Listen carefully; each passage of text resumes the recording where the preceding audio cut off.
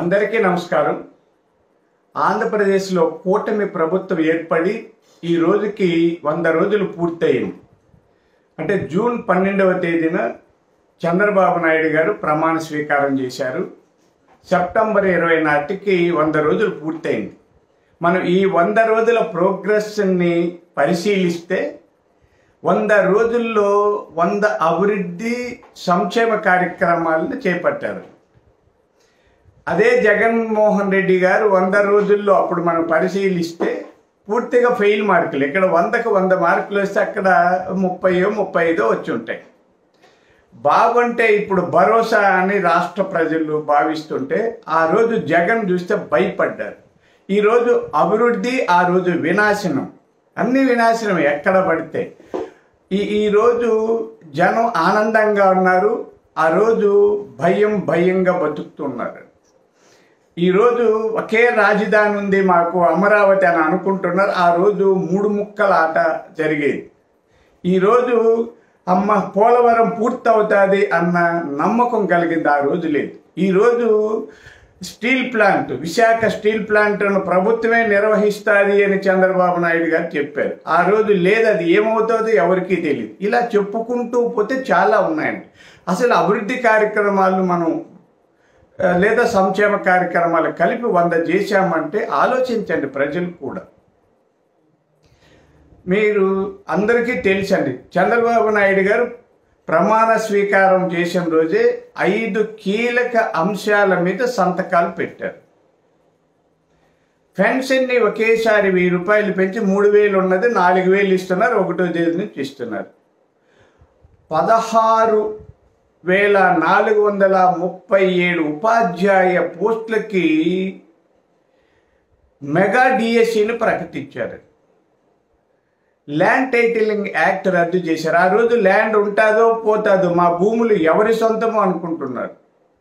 అమరావతికి 15,000 కోట్లు డబ్బు తెచ్చుకున్నారు.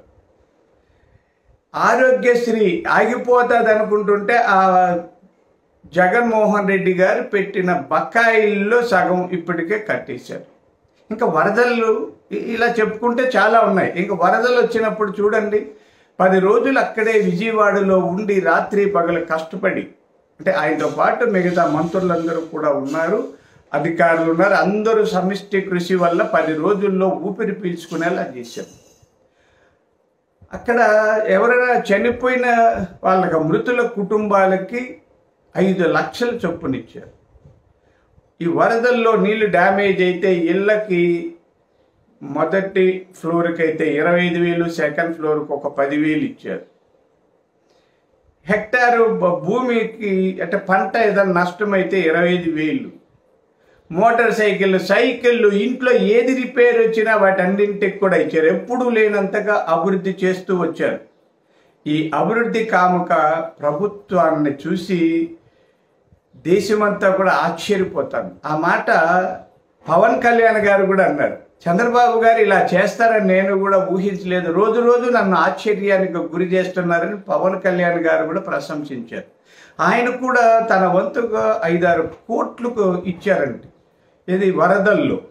జగన్మోహన్ రెడ్డి గారు 1 కోటి ఇస్తానని ఎక్కడిచ్చారో తెలియదు.